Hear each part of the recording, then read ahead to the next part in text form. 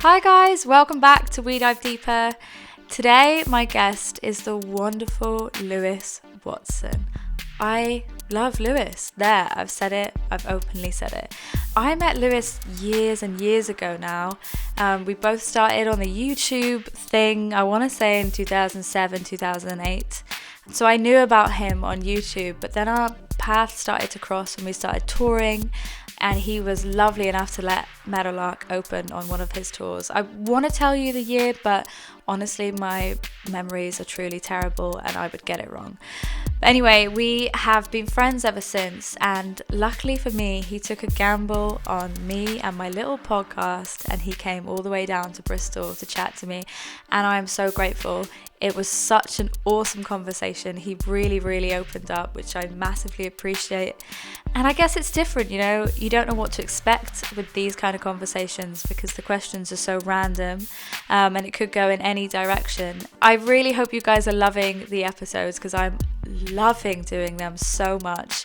You can support the podcast and me on patreon.com/Kate McGill. It would be hugely appreciated. It helps me live and put food in my mouth, and I like food. I don't know if you can tell. I am chubby. Okay, that's enough of that. I am going to let you listen to this conversation now. Thank you, Lewis, and thank you to everyone listening. I hope you enjoy. Hello, Lewis Watson. Hello, Kate McGill. Welcome to We Dive Deeper. Thank you for having me. You've got your gin and tonic. I do. You've been stuck in traffic for 4 hours. 4 hours? Yeah. And on a Good Friday. So what were we thinking? We're silly. But it'll be worth it. It will be worth it. I don't think it will, but it will. What number would you like to go with? What am I between? What are the options? 1 and 70. Pick a good one. A good one. An exciting number. Mm-hmm. What about number 4? Okay, we've not had a 4 yet. What has been your... Oh, we have, Orla. But it's fine. What has been your biggest challenge in your life so far, and how did you overcome it? In my life? Full stop? Full stop. We're thinking Wow. childhood, teenage years. How did I overcome it? I think going to... So I grew up in a place called Bicester. It's a fairly small town. Everybody Near knows Oxford, right? everybody. Yeah.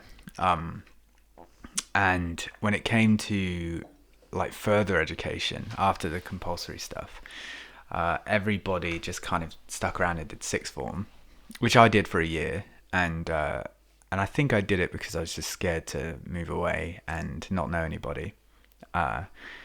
Anyway, it wasn't for me. I hated it, and I kind of told all my teachers that I was going to start pursuing music as a thing, and all of them were like, why? You know, it's silly. They hadn't like heard me sing or anything. Right. You know? They weren't being mean, but it was just a boy that wasn't doing his coursework saying, "Hey, I'm gonna quit." You know, Okay, so yeah. rightfully so, they were probably trying to encourage me to stay.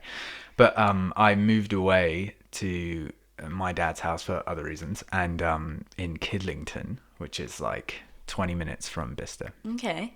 And I started going to college in Whitney, which is further away from Bicester.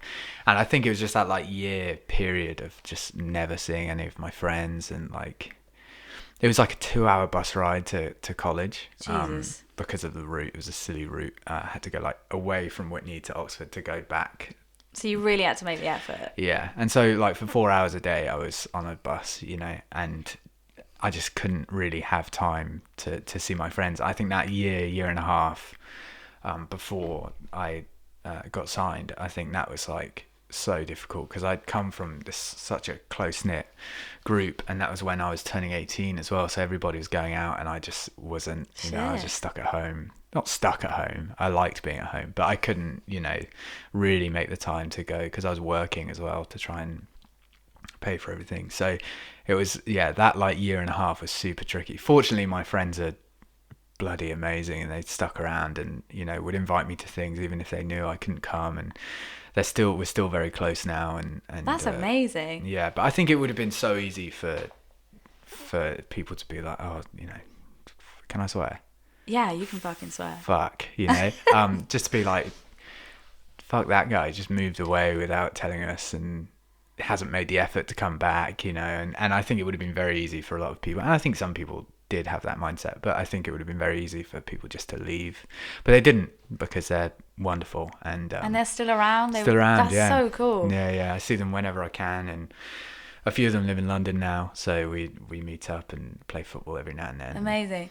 And you said it only took you like a year or so to get signed after like committing to it. Well, so I was doing it, I wasn't really... Just back in the YouTube days, right? Yeah, exactly. So I was like uploading when I was at sixth form, still in Bicester. Right. Not very active, but I was. And then, yeah, when I started, because I studied music, basically, it was like music technology as opposed to music. Right. Because what's the difference?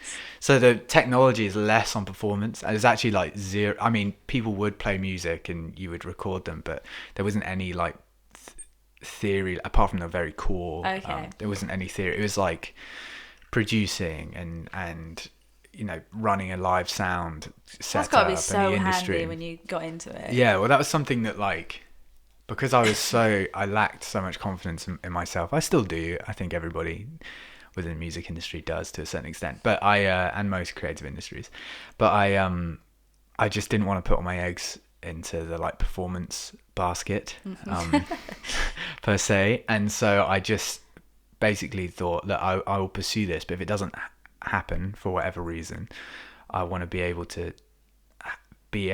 like be in music doing something else. And so I like actively sought out a course that would provide that. And so then, I mean, I really pressed go. My dad and my stepmom were so great, because they would like drive me to... I played like an open mic every night for like basically a year in Oxford. And just because I didn't want my first gig to be my first gig. And so I just played, and fortunately in Oxford there are so many open mic nights that it was possible. But yeah, so I was doing that, the like real life stuff as well as the online stuff, and fortunately one of the tutors, who's now a very dear friend, Joe Porter, he had like a home studio, and I supported his band one night at one of these open mics, and he was like, I really enjoyed that, would you like to produce an EP? Whoa. I was like, yes, please. And so we spent like 4 days in his home studio, and we just made this EP, independently released it, and then 2 weeks later I was signed. 4 years ago today I was signed. Fucking hell. Yeah. Well, 4 years, 7 years, sorry, 7 years. 7 years 7 ago. years, yeah. I'm imagining that's been one fucking up and down ride. Yeah. You still with the same label? No. Okay. No, so that was with Warner Brothers. Right. And that stopped in 2000 and very late 2014. Wait, because I feel like when me and Dan saw you at Barn on the Farm, your A&R had just been sacked or something? Yeah, well, that's, or yeah. No. It was the day your album came out, or something like that. There was something going on where you definitely looked as if you were very unsettled. Yeah, so Barn on the Farm was the night before the album came out. Right. We were the like secret act. Oh, yeah. And I feel like so many people are like, it's not Eminem or Queen, which it was funny, but it was good fun. And that was the night before the album came out. And yeah, like I think November, so that was July. In November, my A&R it's up in the air. Basically, Warner bought Parlophone, and there was 2 lots of staff with one company, basically. And I don't know if he left or got... Okay, I have no idea. He's a lovely guy, and I certainly don't blame him for it. But it was like, what was that, 8 months before the album came out, we had no A&R. So Matt, they kind of gave us another A&R, but it's difficult because, he didn't sign it, so he's not really into it as much as our first A&R was. So Matt and I basically kind of A&R'd the album, which was tough. It was certainly a new experience. And I feel like that was kind of our downfall within the Warner Brother company, because we just didn't have a champion in the office. Like, you really need to that, this. don't you? Yeah, definitely. So yeah, that ended like late 2014. And now I'm with Cooking Vinyl, which is like they seem super cool. Like, just so fucking cool. You can tell just from what they do and who they are that they're amazing. Yeah. So that's great, it's basically having that power of a label behind you, but they're just like, do what giving you want, you the control. you know, yeah, which is, you know. And you said briefly about your dad and your stepmom being really supportive. I've met your dad a couple of times, and he is an actual legend online, I think. Yeah, and he is. at every gig. Papa Watson, yeah. And I'm guessing you've always had a really amazing relationship with him? Do you know what? No. No? No. For as long as I can remember, you know, and it was never a fault of his. It was just I'm the youngest of three. Are you? I didn't know that. Yeah, so I have an older brother and an older sister, and I was kind of just always a mama's boy, basically. And like my brother would play football on Saturday and I'd play football on Sunday, whatever it was, and my mum would always take me and my dad would always take my brother. Okay. It wasn't like we didn't have a bad relationship, but we were nowhere near as close as we are now. Certainly for the last like 10 years we've been really, really close, maybe even just a bit longer than that. But yeah, it was never a bad relationship, but yeah. And you know, I'm still very close with my mum, and the whole family like structure I have around me is amazing. They're all so supportive, and Yeah. I can't imagine what, you know, hearing your youngest son say, "Oh, I want to be a musician." I can't imagine it's very easy to support that, you know, through thick and thin. But they did, everybody did, and I think it seriously would have taken one person in my family to be like, "Get a real job," you know, or like, Really? "Come on, this is fairy tale, it's not going to happen." About it? For me to be like, "Do you know what? Yeah, fair enough." Wow, but they all were full throttle. So honestly, that's so cool, isn't it? Which is just, I'm so fortunate to full stop, you know, if the music didn't take off, regardless, just to have that like structure around me. I'm very fortunate, very grateful for that. Yeah, definitely. And so did you have like quite an idyllic childhood? How long were your mum and dad together, and then not, if you don't So mind? they divorced when I was 11. Okay. Yeah.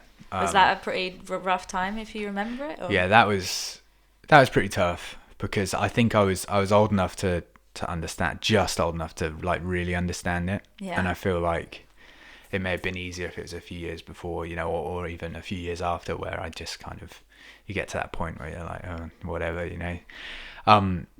But yeah, that was pretty tough for a multitude of reasons, but it's worked out for the best. They're both remarried and both, you know, happy again, which is... Yeah, and that's all you really want for your parents, isn't Absolutely. it? Just to see them actually happy. Yeah, absolutely. My mum and dad broke up. Oh, my memory is so bad. Ask any of my friends and family. I don't remember anything. And so I don't even know, I couldn't even tell you what age I was, I don't think. But I think it happened like a couple times. I know he cheated on mum a couple times. And I don't really remember it affecting me at all. Really? Yeah, it's kind of strange. And I think back, I was just so focused on wanting mum to be happy because she was so sad. But their actual breakup and him moving out and stuff, I just don't remember that affecting me. And that really makes me question what the hell I was thinking or doing at that time in my life, because that's something that should affect a kid. But I remember it just only being focused on mum and if she was happy. And I wonder if it was similar for you, or whether it was the classic torn apart, I just want them both to be happy, you know. Well, yeah, it certainly was for a period, but then you kind of understand that they're doing this for a reason, you know. Yeah. So yeah, it's difficult, and actually, you know, I don't know the statistic, but I know that a very high amount of people that get married end up being divorced. So it's not like a unique thing that it's not at all. So I don't know. I think I handled it fairly. I know that for like year 8 or year 9 in school, I was just awful because really? Yeah, what, behavior wise or yeah. Well, I mean, I was like tops at everything in school, and so I think it was more shocking for my teachers for me to suddenly be like, I just don't care, like I just really don't care anymore. And it was all stemmed from the divorce, I think, because I was just like, well, if the one like secure thing in my life is, then what's the point, you know? And I know, and I do feel bad about it, but like for 2 years I was just a twat. I really was, especially in school. I was just awful, you know, because my dad didn't care. I didn't care. And I think that has helped me, you know, kind of, I think I matured very shortly after that. I just matured and Really? became a young adult, I guess, and I just kind of learned that that's the incorrect way to handle anything. And so now I'm very rarely get angry or sad at anything, because it's just not kind of worth my energy. Well, that's a lie. I think it is worth your energy to be sad every now and then, because you can't have the highs without the lows, I don't think. But it's particularly like anger, I just kind of never really give it the time of day. I can't imagine you being angry at Yeah. all. I Do you don't remember know. there being like a tipping point? Because to go from being, like you say, like a twat to suddenly maturing and being like, there's no point doing that. How does one mature that quickly? I don't know. I think I remember I was in French with Miss Miles, and I love knowing all your teachers and subjects. and I'd like carved my name into like I don't quite know what it was. It was like one of the boards that they hung like notices on or whatever. Okay. I like carved my name into it because I'm so edgy. and she pulled me aside and she was like, "Look, what's wrong? You know, something's obviously wrong here because you haven't acted like this. And I know you don't. Nobody wants to come to double French after lunch. You know, I understand that, but what's wrong? You know, because this isn't on. This isn't right. You can't do this." And I remember after that, I was just like, "Yeah, she's got a point." You know, because I just got away with it because Really? I was taught. You know, because I was applying myself in the lesson. I wasn't doing any of the homework or whatever. I was awful at doing homework, but I was like applying myself in lessons, and I wasn't failing because of it. I was just being a bit of a knob. And so she was like, "Look, you can't do that. You can't do that. I'm your teacher, and like, it's fine if you're upset. We could talk about it, but you just can't be a knob." Wow. And so I think at that point I was like, "Yeah, completely right," you know. And I just kind of bucked my ideas up, and I was a cheeky school lad. I think everybody was, but I was like, I never pushed it past the line then, I don't think. And I don't know if it was that conversation in particular, Yeah, but I think, but that sticks out. yeah, it just kind of, the stars aligned, and a few things happened where I was just like, what's the point, you know? Yeah. And also I do actually remember, so in our school you get put on like report if you're like a repeat offender of being bad. And like you hand in your report card at the start of the lesson, and then at the end the teacher will be like, "He was good" or something, Right. and sign it. And I remember like you have to get your parents to sign it, and I remember giving it to my mum, and she was so upset, and I was just like, that's not like This is not how I want to make her feel. exactly. I want to do the opposite of this. And so I think that was maybe the tipping point. Thinking about it, I'd forgotten about that, but like thinking about it, I think that was like the moment where I was like, This needs to end. you can let it affect you, but don't let it affecting you affect your mum. You Yeah, know, that's just so incorrect. true. So yeah, I think maybe that was the tipping point. Yeah, But not Miss Miles. But Shout thanks, out Miss Miles, yeah. She'll obviously be listening. Of course, she's an avid Kate McGill patron. Okay, that's too far. Pick another number. So what was that for? Let's go 7. Okay, wow, you're staying low. Oh, this is a fucking good one. But maybe we've already just covered it. All right. Okay. What was the most traumatic part of your childhood? Oh boy. I mean, these are We Dive Deeper questions, Lewis. This is actually my favourite question to ask anyone in the world, so thanks for picking it. You're welcome. It's pretty tough to talk about, honestly. Basically, there was somebody that like floated into our like lives for a short amount of time. Family? No. In your friendship group? No, he was. He like my mum. Basically, my mum went out with him for a little bit. Right. Okay. He was a psycho. Okay. Awful human, and basically, God, I haven't really told anybody about Oh this. man, we don't have to talk No, about it's okay. it if you don't want. Yeah. We dive deeper. Basically tried to like kill himself in front of me, and I was like super young. I was like 13 maybe, Oh my god. and like that was really bad. Fucking hell. Like really awful. But he's, I don't know, we kind of after that point, you know, he was kind of kicked to the curb. And How awful did that person. like manifest? I'm guessing he was a difficult person anyway. It didn't just happen out Yeah, of the blue. no, he was He was like seriously awful. And How long was your mum with him? I can't remember. So, A couple of years, couple maybe. years, Yeah. right? So it was... But it was one of the. I think it's typical amongst psychopaths to to have go, that front of being like, oh, I'm absolutely fine, and whatever. Yeah. Um. That's huge for a 13-year-old. Yeah, and yeah, I mean, again, I just remember feeling so bad for my mum because she'd just come out of a marriage and it's just a pretty awful position. That's why I ended up moving in with my dad, just because it's like unsafe. Yeah, that makes so much sense. How did that affect you going like forward? Did that fuck you up? You know, I think I handled it really well. Yeah. I don't know how someone should handle that. I don't know, but like my mum, she like kind of started going to a bit of therapy, and like I was then attached to that, and we did like I don't know, we went to this like, I guess it's like a children's teenagers therapy, and we went on trips to places, and Right. I actually only did it once, but I remember there was this time we were in a field somewhere. I can't quite remember, but there were like 8 kids there, a lot of them younger than me, and there was one guy that was my age or a bit older than me. I can't remember. And like they started sharing stories, and I just remember being like, "This is so awful." They were like, I don't know, kids that 6 or 7 years old that their mum would just go into the bathroom and like knock her head against the sink and stuff. God. And it's just like hearing that, I just said like I shouldn't be here. These people's problems are so much bigger than mine.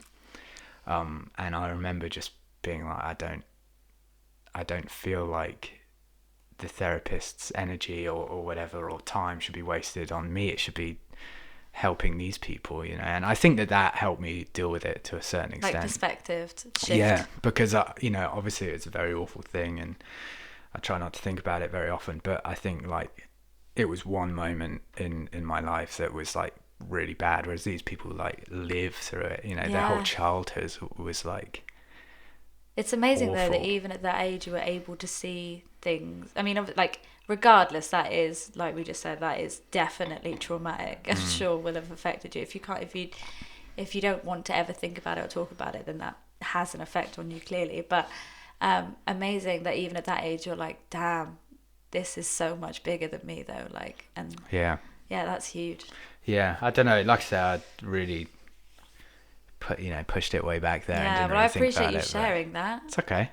And how is your mum after that? Did it take her a few kind of years to just get back to being... Yeah, I mean, it certainly wasn't noticeable, She's a trooper, my mum, and... Yeah. And, I'm sure that it would have affected her to a certain extent. Absolutely, I'm positive that it did. But she never let it affect, how she would be a mother, which I think is really key. And like I said, she's remarried and so happy, and Terry, my stepdad, treats her well, and they're both in love, which is just great. That's like, obviously divorce is a bitch, but the fact that it's done for both parties to be like happy is incredible. It makes sense, absolutely. It's such a cliche, but I have definitely learned even the past few months, out of the really, really shitty stuff always comes better stuff. And I was talking to my friend about this yesterday. I was leaving her a WhatsApp voice note, and I was sat there thinking, if mum dying and Josh breaking up with me and I don't know, my career being in question, all this kind of stuff happening, and yet I feel like kind of the happiest I've ever been, and I'm working on this and I get to have conversations like this with people, and I feel so happy that I'm like, man, maybe I should not invite, but I'm not going to be as scared as I was before about the really crappy stuff, because it always gets like really better after. Yeah. And it's always preparing you for something better. And it's hard to look back at stuff like that traumatic and be like, oh, that was meant to happen. But I think in some way, shape or form, that will have formed who you are now, and kind of was meant to happen in some way. Yeah. I mean, I'm a strong believer in the fact that, you know, life ebbs and it flows, and I think that you can't have we're talking about it out there, you can't have the highs without the lows, and I think that it is important to not live your life on just 50% okay. You know, I think that would just be boring. It would just be really awful. Would be. And yeah, you know, lots of people have had really, really bad moments, bad things happen to them, but I think that it does, as you say, help like forge us into who we are, and I think that's important. Yeah. I think. And you said earlier that you're not a very confident person, but I struggle to. I'm not struggle. I think you're like amazing. If you talk to all of any friends in our little kind of musical circle, I say, I'm completely irrelevant now, but everyone says you are the kindest man in the music industry they've ever met. And I believe that's fact. Like That's very kind. I just think you're amazing, and you should never feel unconfident. But what do you feel unconfident about? What could you feel unconfident about? Well, thank you, first of all. That's very kind. Extremely kind. I don't know. I think that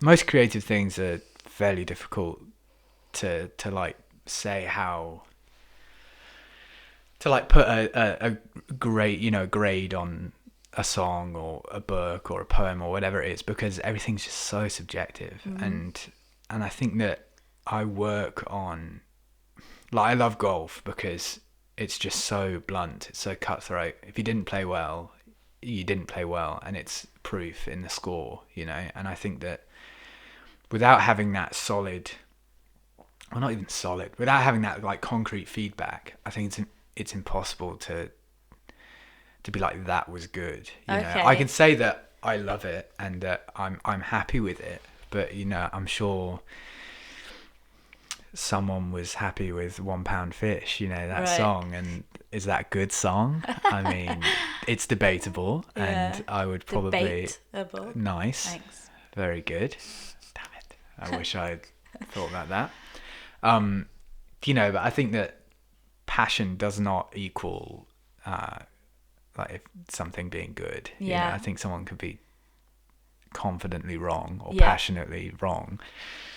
Absolutely, you know. So I don't know. I think it's just difficult without having that like concrete mark, like this was good, you know. So is that more kind of a lack of confidence than just creatively, not just who you are as a person? Yeah, I think it stems from like my personality as well. Just because I'm really bad at meeting new people, and I always have been. It's just something I've come to accept as being, you know, that's how it is now. But it's just because I don't know. I'm just terrified of being the guy that people come away from a party or whatever and be like, oh my god, you know, what was wrong with that guy? Really? You know, so I'll just stay out of it. And where do you think that comes from? Have you no always idea. been that? Yeah, I have. I think I've never been like extremely outgoing. My brother was always the outgoing one. Really? You know, there's always one in the sibling group, isn't there? Yeah, he's the like Joey in our friends, you know, collection of personalities. As intelligent as Joey as well. So it, you know, it's not all good. It's not all good, Tom. No, I'm kidding. I love you to bits. But yeah, my brother kind of always had that. And I think like by proxy then, you know, when I came into school, because Tom was so popular, I was always Little Watson and everybody would look out for me. And so I was kind of given like a fairly free ride in school, I guess. And so I think that helped me, but it didn't make me any more confident because it was just on like easy mode, I guess, because people knew who I was because of my brother, you know. Okay. So I think that maybe meant that I didn't try and overcome that like lack of confidence. Maybe I just put that skill to the side because it was working, you know. But yeah, I don't know. Music's just a weird one. It is. I mean, I guess if that was kind of always in you, that like never really putting yourself out there, how did you, like, knowing that you wanted to do music and commit to that, and how fucking brutal it all is, but also how much you have to put yourself out there, how did you get there in your brain? Like, someone who's maybe scared of social situations to be like, I'm going to be on stage then. I don't know. I think that there was always that disconnect because, like, with the whole internet stuff, it was so anonymous, you know. True, yeah. And I never like I never put songs on YouTube to be heard. They were for me because I was in between my mum and dad's, and I wanted to be able to, like, I just picked up the guitar. And I wanted to be able to watch last week's video and be like, am I any better than that? And like, I almost, as soon as people started watching, I almost deleted, you know, everything because I was just so scared. I didn't do it for that. Wow. And so I think what helped me deal with that was the fact that it was just so anonymous. And like, it took me years to do my first gig. It was my stepmom, like, basically forced me to do an open mic in Oxford. Well, I mean, I'm sure I could have said no, but she like set it up, and, you know, and it happened. It was to 52 people. Wow, that's quite big for a... Yeah, it was like an arts festival, I guess, Brasenose College in Oxford. And like, I remember just being so terrified. And as soon as I did it, I was just like, I need to do this forever. Wow. And it was just that, because I basically shut my eyes whenever I perform. I'm extremely self-indulgent because if I open it, I'm like, holy shit. Yeah, you know? this is too much. There's 400 people in Yeovil singing my lyrics back to me. You know? That would be enough for me to be like, oh my God, I need to leave. Well, not so much, but like, I'll forget the lyrics. Yeah. So I like always, and I remember Warner Brothers were never happy. They were like, had me see like performance coaches and stuff because they're like, really? you need to open your eyes, you need to. And I was just like, the fact that I'm closing my eyes is the only reason that I can like pluck up the courage to do it. And I've become much better. I've dealt with that much better recently, you know, and actually it's only been very recent that I've been able to like listen to my music and be like, do you know what, this is, I'm happy with this, you know, because I never enjoyed listening to my voice, like, ever. And it's only, like I said, it's only been very recently that I've like sometimes actively thought I'd like to hear myself sing that, you know, which I think is a massive step. That is I never huge. thought I'd be able to like seriously believe that. So like, that for me was a big I don't know, confidence boost, I guess. So do you think now, having done music for the last 7 years, that your confidence has been boosted, or do you think a lot of the time it just gets worse? Yeah, that's a tricky one. I don't know. I've just learned the hard way that you can't please everybody, and I think that is like such a valuable lesson to learn. And am I okay with that? I mean, do I understand that? Yes. Am I okay with that? You know, probably somewhere deep in my brain, I would like everybody to enjoy what I do, but it's just not the case, and it won't happen. And I think that, I don't know if that's made me any more confident, but I think it's just grasping that idea that people aren't going to like everything you do. You know, I have favorite bands, favorite artists that sometimes I'm like, well, I'm not really into this, you know, whatever it is. And I just understand that nothing is ever like 100%, you know, it's very rarely 100%. And I just have to kind of know that when I'm releasing something, or when I'm writing something, I guess. It's a fucking weird one. As we were discussing earlier, the music industry is a head fuck. Yeah. And I don't enjoy it. I don't enjoy it. Do you know, it's taken, I've certainly been through that. The ringer. Yeah, and through that like mindset of I just want out, you know. But I like I said out there, I'm feeling really good about this kind of next step, and I might, you know, might go up in flames and whatever, but right now I'm okay. You know, and I am really looking forward to like making the next step, I guess. Yeah, man, I can't wait for you. Thank you. And I know you said that you did there was 1 year, was it 2017, where you did like 150 gigs in a year. Was that, would you say, one of those moments was probably the lowest moment of your musical? 100%. Yeah, I was like, what made you do that many gigs? Well, it's just the way it worked out. Like, right. The main thing for me was that I did like maybe half, 2/3 of it like alone. I was in America without anybody, you know, and I was like traveling with merch, suitcase, guitar. Oh my god, fuck that. That sounds like my worst nightmare. And it was, yeah, it was just seriously horrible. And I remember that last night, like being in the hotel, and I was in Louisiana, I think, and I was just like bawling. I ordered Uber Eats, and they sent me the wrong thing. And that was the trigger. It was still tasty though. Okay, it was still that's tasty. good. No, I was crying long before that, and I remembered like I looked up my itinerary but I was 24 at the time, and so I couldn't really rent a car in the States. You have to be 25 unless you pay like a big premium. And so like I was flying most days, and I'm a pretty awful flyer. I really don't enjoy flying. And I don't know, like 2 out of 5 days I was taking 2 flights, you know, just because there wasn't a direct flight from, you know, wherever it is.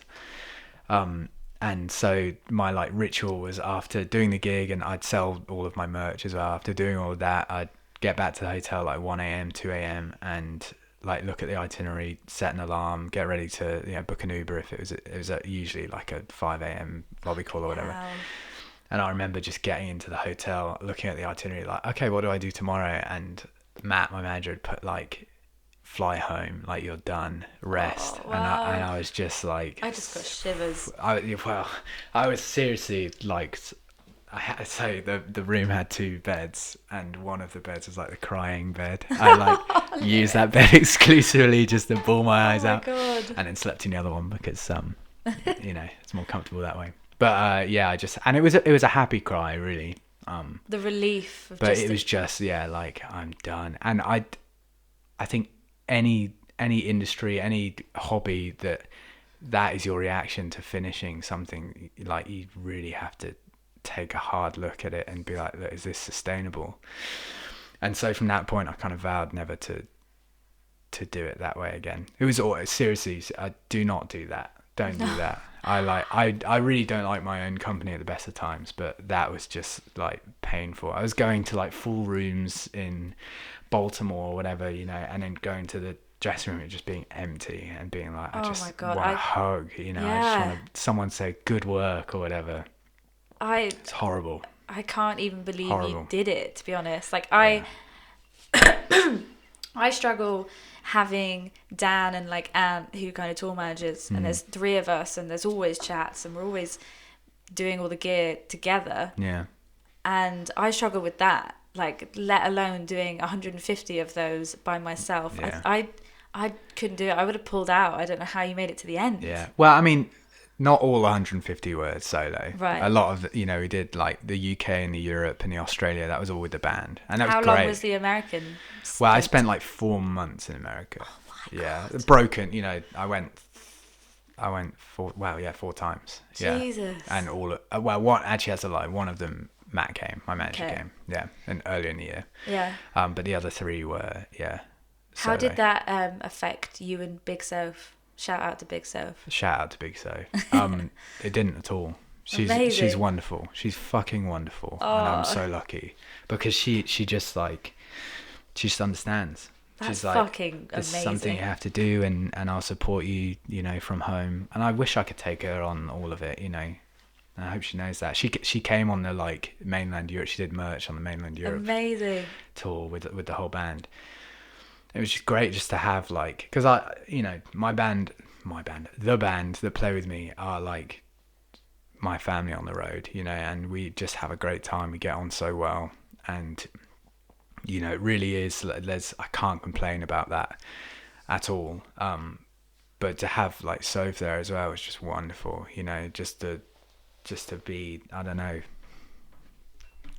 present with, not being like, oh, we just arrived in Hamburg, I miss you, you know. Yeah. Different time zones are a killer as well. God, yeah. And I think that's something with the American thing that kind of made it a bit easier almost, because it was like we just had like 2 or 3 hours in a day when we could chat, and so it wasn't, I don't know, like, I didn't feel bad if I couldn't message if I was doing merch, you know, because she was asleep or she was at work, and that was something that like I think maybe made it just a bit easier. But yeah, Yeah. no, she's wonderful, and she's never been anything but, 100% supportive. Again, she fits in that like supportive family What a hero. bracket. 100%, yeah, 100%. And how long have you been together now? It's 7.5 years now. Fuck me. Yeah. What is the secret, Lewis? Honesty, Yeah. cook good food, tell each other that you love each other a lot, and buy a pet. Buy a pet. Oh yeah, I just saw Yeah. your cat with the lamp. With the cone. With He's the fine Pixar. now. Yeah. Is he alright now? Yeah, they cut his knob off. Well, they castrated him. I'm sure Oh. they don't actually cut the knob off. In fact, I know because I saw it. It's horrible. It's like a red crayon. Right, you ready Awful. for... Sorry, yes. Oh my god, don't ever apologise to me ever again. Okay. For starting from now. Pick a number. Sorry if you can hear my ice clinking, by the way. It kind of sounds Having a sweet. good time, yeah. Another number. Let's do 47. Okay, 47. 4 and 7 are my lucky numbers. You are going to heaven. Okay. Would you like to live more in your body or more in your head? Oh boy. I feel like I live plenty in my head. So let's say body. I mean, I feel like that's actually a shit question, and I'm going to remove it from my 70. Okay. So That's not 69. a good one, is it? Okay, let's go to 69. What do you want people to feel when they're around you? Comfortable, I think. I feel like I have my closest connections to people where I don't feel like I need to make an effort or whatever. I just to be present, is enough. Sorry, I keep knocking the table. So yeah, I think I'd like them to just feel comfortable, I guess. Yeah, isn't that the best feeling? If I'm like with someone and I'm like on my phone or I'm thinking just in my own head and I can be with someone doing that, I value that so much. Yeah. Which is such a weird thing because you can be on your phone and think with anyone, but to do that and be fully okay with it and not be like on guard for like, oh, I need to make conversation or I need to make sure that this is going well, like, because I'm crazy people pleaser. Right. If I can be fully relaxed and just on my phone or in my head, I value that kind of friendship so much. But they're kind of hard to come They're by. few and far between. Yeah. Yeah, definitely. I think that is important to be able to have like, to be okay with the silence. I think comfortable silence. Are you okay with silences? Because they freak me out. Yeah, I really used to hate them, and I don't know why. I certainly don't know why I'm okay with them now. But I think it says a lot if you, like you just said, if you could be silent with somebody. I think that does say a lot. Yeah. Definitely. There are certain times where I'm like, what do I talk about now? Yeah, I think I always get that at like the merch desk after shows because like I was saying in the last podcast, there's that immediate, whether you want it to be there or not, there's that immediate power shift. They have come to see you. In that moment, all you want it to be is like, oh, we're just like in a spoons chatting, but it's not that. Yeah. They see you as something even just for that next 10 minutes. And that immediately I'm so on edge because I'm like, crap, I need to make all the conversation. I need to impress. Yeah, and I need to like smile constantly. And I'm like, I'm Kate McGill on like speed. Like I'm like, ah. Great band name. Yeah, Kate Really McGill good on band speed. But it's those times that I'm like, I really hope people like it, I get scared that if I was just normal me and I don't know, I didn't make conversation really quickly or say, I don't know, like I would like to think that if I was just normal that I would still be liked, but that those kind of events I'm like, if I'm not fucking 150%, these people are going to hate me. Yeah. Do you feel the same? Yeah. To be fair, you seem like a very just chilled person, go with the flow. Yeah, I do. I completely understand what you're saying with like people have come to see you, they've stayed behind the show to see you, and I think I know that it used to terrify me, but now it kind of puts me at ease, I guess, because I don't know, I feel like I could be a bit of a dork and like it's fine, dork. I've never said the word dork in my life. Well, you have now. Sorry. I wasn't meant to say that. Yeah, so I think that like that makes me feel most comfortable, I think, when I'm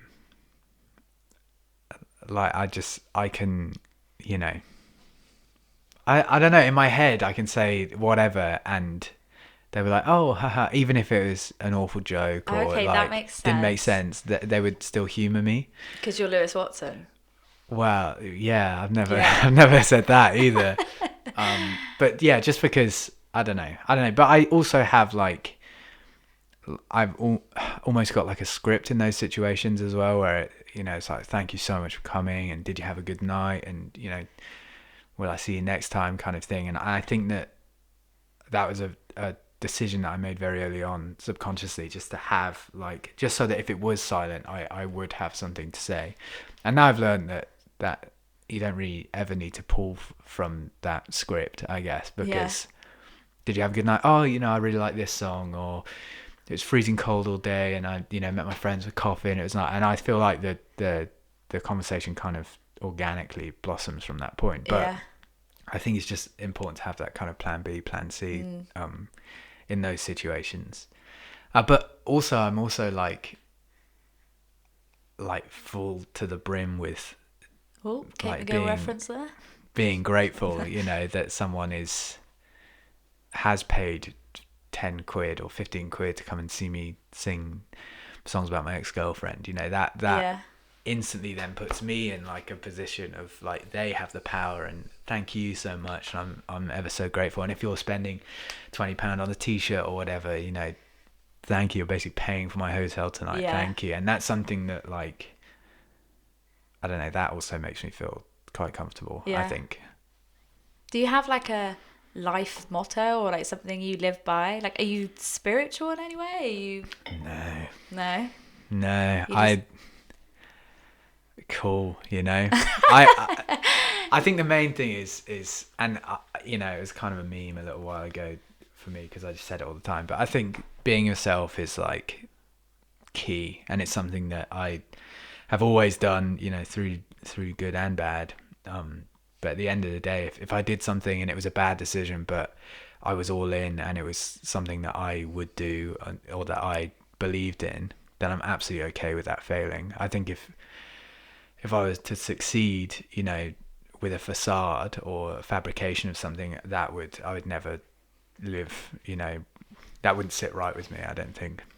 Because I think there was an opportunity for me to like really be much more successful than I think I'm destined to be, if I just kind of played the game. Right. And we released a couple of songs that I despise, and but it just worked. It worked. Like, the radio liked it, and like, I think that if I just threw integrity out of the window. Is a window part of a wall? No. Okay, thanks. Out the window.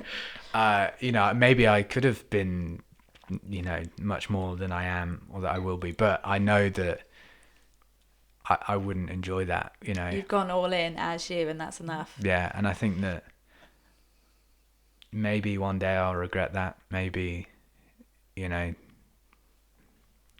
I'll have to go and work in the stockroom at Polar Raflaren again in Bicester Village, and I'll regret that maybe. But right now, I'm so glad that I'm not playing songs that I hate to people that don't really understand. I don't know. I think you are 1000% making the right decision. Thank you. Without a doubt. Okay, so we're gonna go on to some Instagram questions. Okie dokie.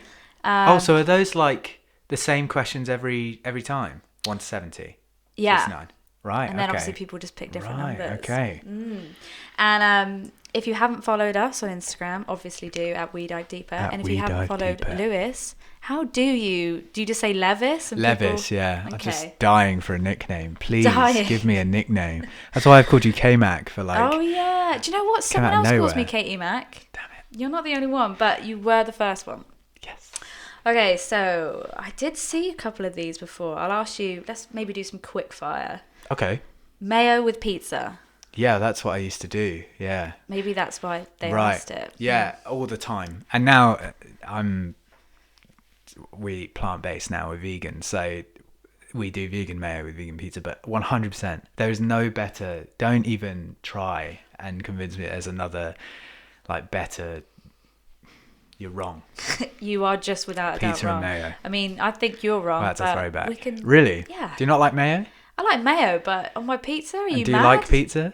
I love pizza. Then why wouldn't you like the combination, you know? Because the combination is not nice. Have you tried it? No. Yeah, I mean, he's got me there, folks. Best part about living in London? Oh, wow. Do you know what? I was terrified to move out. Yeah. London's such a like busy place, and you can get that like city headache that I think isn't very good. And I liked being able to leave, you know, and go back to Oxford with a clear head and be surrounded by green, and you know, I liked that. But now we live in London, I don't think I could ever not live in London. Really? I love it. I love being able to like, there's something on every night, you know, and again, being vegan, there are so many options. Yeah. You know, almost every place you are catered for, and the shops as well, like the supermarkets, like Sainsbury's near us or the Aldi near us, they just have like so much more selection. Okay. You know, because the world food section is huge in Sainsbury's. It's such like a you know, cultural like hot pot in London that, you know, you can buy jerk chicken seasoning from every corner shop, or you know, whatever it is. Yeah. And I love that.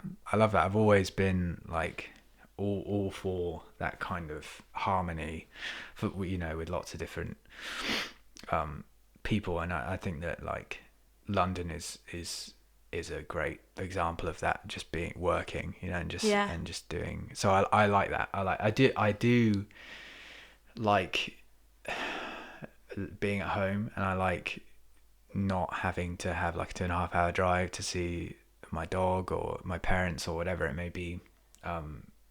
But I also like the distance from that as well. It's like a whole new independence, you know, which I enjoy also. So it is, like I said, I was terrified, but I really, really love it. And you don't get the loneliness that everyone talks about? No, because I live with Big Soph and we're extremely happy, you know. Yeah. So it's like, sometimes I'll be in the studio for 14 hours and I'll get back and it'll just be, you know, a kiss goodnight or whatever, but it's not like, I don't know. I don't personally see that loneliness, because also a lot of my friends live in London as well. Yeah, so. true. And I think if you know, naturally, if you have a partner anyway in life, you're less lonely, just statistically. Yeah. Okay. Which one do I go with? What's your favourite lyric you've ever written? Yeah, there's a song that was on an EP called Songs That We Wrote When We Were Drunk. I wrote it in LA, and basically in the chorus I say, maybe anti-clockwise is the only antidote. And I remember when I wrote it, I was like, you know, I was so proud. That is so a fucking proud. cool lyric. I'm gonna give you that. Thank you. I really I went through my whole like discography recently when coming up with ideas for album 3, and I like completely forgot about that song, and the vocal is awful, and like it's really bad. You can't sing an awful vocal though. Oh, 100%. Listen to all of my first album and it's horrible. I can't stand it. Okay. But I remember listening to that lyric and just being like, holy shit, I nailed that's that. really good. What about favourite lyric of all time in general? Because I can never get over in... Oh my god, damn it, I've forgotten who sings it now. You know, but basically the lyric is, I had all and then most of you, some and now none of you. And I'll never get over how nice. in just one sentence they can perfectly go from 100% to 0. Go from like a happy relationship to... It just amazes me. Yeah, God, I don't know. I mean, lyrics for me are like really important. Like I can sit through a great lyric sung with an awful melody, but I can't sit through like a shit lyric sung through a wonderful melody. Right. That like grinds my gears. Seriously. And I know that it was like, there was certainly a trend like in the 60s of just making really good melodies and singing nonsense over it. Like Beatles did it a lot, which is like, that's fine. I understand that, you know, because it was a very experimental time. But I just think there's no excuse nowadays to like I put know, thought Bon Iver just into what he's sings saying. so much shit. Yeah, but I think that's more like poetic, like. I'm really, everything in my heart wants to believe that. Mm. But when some of it, you're just like, what does that even mean, Justin? But I seriously think that if you sat down with him and He'd asked be him, able he'd to, be like, like- oh, well, this means that. Because I was the same. Like, initially I was like, this is just nonsense, you know. But there are like, there are some moments where you're like, that is so oddly specific that everything must mean something. I really hope so. I might be like barking up completely the wrong tree, who knows, but like I truly believe, and it also seems quite a kind of cryptic guy, so I think that maybe he could have done that on, you know, Yeah. kind of consciously to. I read a blog once, and I don't think I'd ever be able to find it again, but it was a blog post by someone, a roommate of Justin Vernon. Right. And it was it's really savage, but each blog post was basically about how insane he was to fucking live Jeez. with.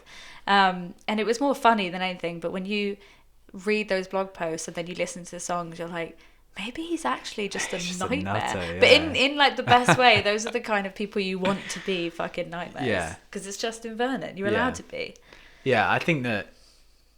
Yeah, you kind of have like a threshold of, you know, you could get away with that because. It's him. Yeah, I don't know. That's it's really difficult. I'm like perplexed by that question. And also as well, like, just a side note, if you're best mates with Kanye West, you're not going to be the most fucking straight Yeah. down the line guy, right? Because Kanye West's a nutter. Yeah, he likes to challenge a lot of things, doesn't he? Did you listen to the Lil Dicky song today? The new Oh Lil my god, Dicky no! song. He did. What was it again? Like Ariana Grande and. It's a zebra. Justin Bieber is like a baboon. It's very cool. It's like so many features. Okay. But there's one point where Kevin Hart walks Of in course. and goes, "I'm Kanye West," and like that's at the point I was like, "There's no way Kanye West has like said that," but then I'm like, actually, that is something that he might That do. is something he'd say. But yeah, it was Kevin Hart. But anyway, it's good.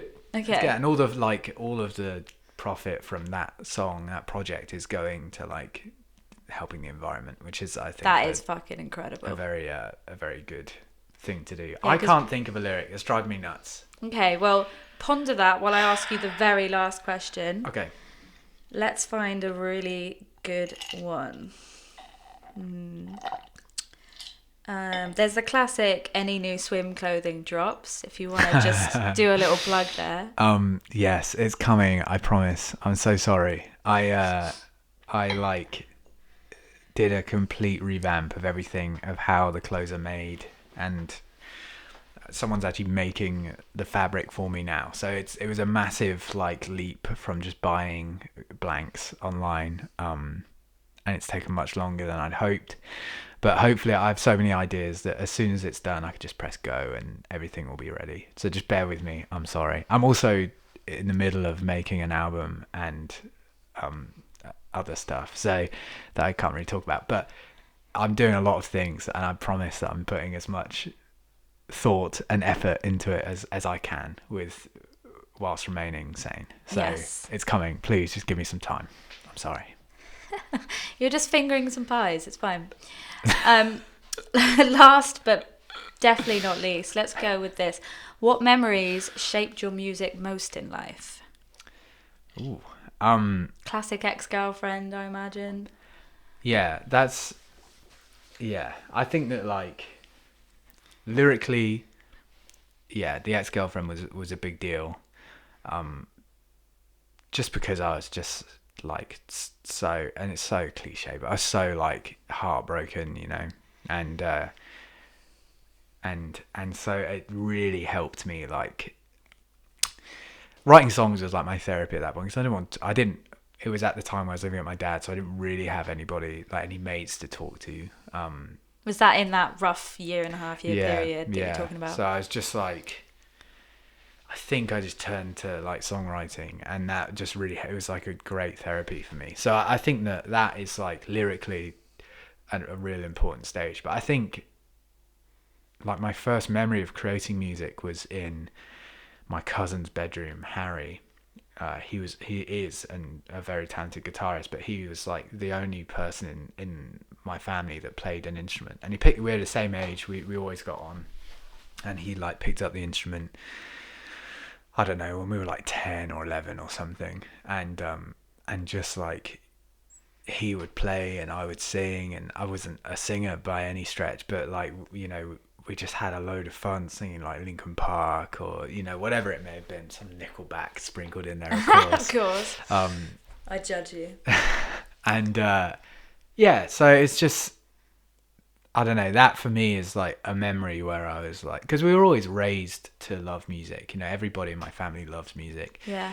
And my dad had this massive record collection that we'd always listen to, and you know, I think that I've never not loved music, but the creation of music really started when I used to sleep over Harry's, and we would just like cover songs, and we wrote a few songs as well.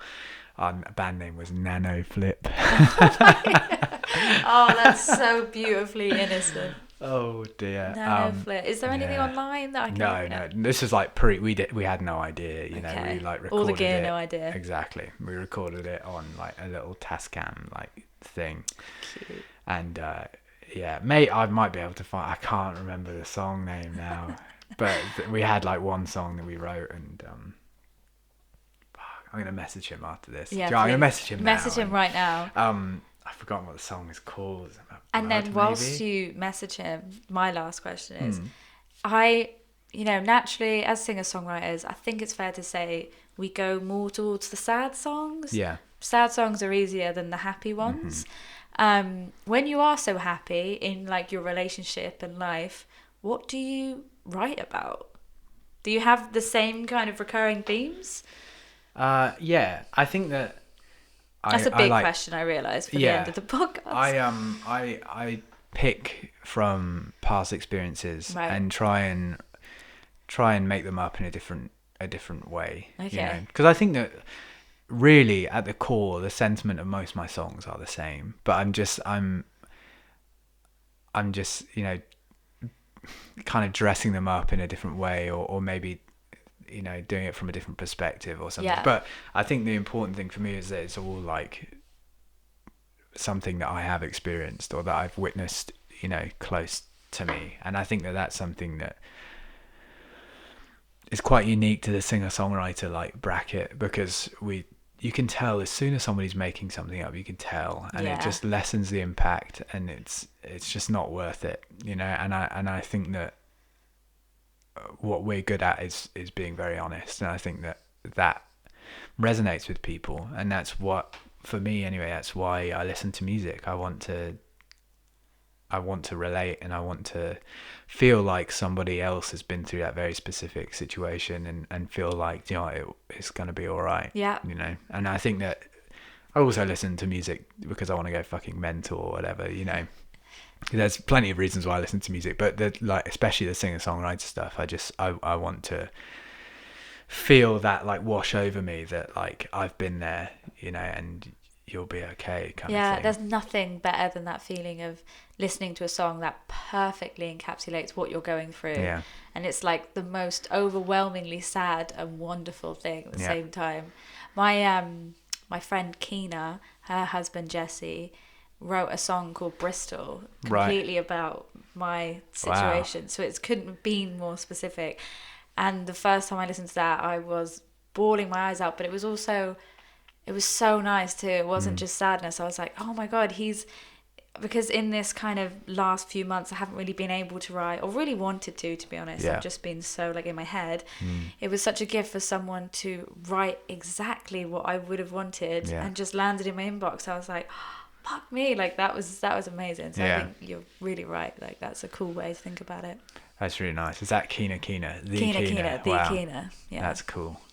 That's really very cool. Yeah, and also I think that, I mean, that's a very like niche situation. Not many people would have experienced that, but sometimes it takes like an outside set of eyes to like really pinpoint what, you know, maybe you are feeling, or how you should or shouldn't deal with something. You know, it's very, like you say, to be caught up in your own head and kind of curate the way you think you should be. And I think that having somebody else say, look, this is this is what is happening, or this is how I see it, Yeah. is sometimes quite refreshing, I think. Yeah, it's amazing. Cool. Well, thank you so much for coming down to Bristol and for spending 17 hours in a car. I so appreciate it. And we're going to get some vegan food. Bye. Bye. How awesome was that conversation? I loved it so much. Please make sure you go and listen to Lewis on Spotify if you haven't heard him yet. He is an insanely talented individual, and I don't know how he was in my house. Also, his clothing line, Swim, is fucking incredible, and as soon as that comes out again, I am getting myself a t-shirt because it's just so good. If you did like this episode, please feel free to share it on any social media that you may have. It really, really helps, and it would mean the world to me. And of course, you can support the podcast and me on patreon.com/Kate McGill. You can also follow us on social media at We Dive Deeper, and you can get involved with the conversation on there. I would love to hear from you and what you have to say. And let me know if you liked this episode. Okay, I think you've had enough of me for a little bit. I'm going to let you go for another couple of weeks, and I'll see you back here soon. Bye!